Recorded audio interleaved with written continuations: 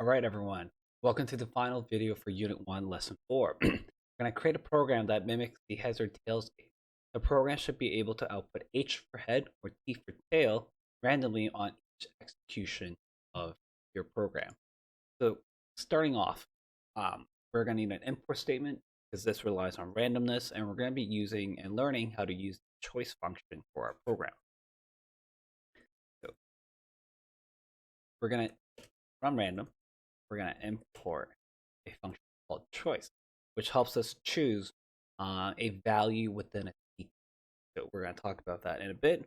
So this question doesn't need any input. We're just going to have processing first. So we're going to have, let's say, coin result is equal to the choice of looking at the string sequence of H and T, and we're going to output print coin result. So every time I run this program now, it's either going to give me T for tail and H for head. Now, it's not always going to be tails, head, tails, head. It is 50-50, so that is dependent on whatever the random choice chooses. How the choice function works is that it only works on one argument, either a string or a list or any data type that is a sequence. It will look through every individual items of your sequence and choose one at random.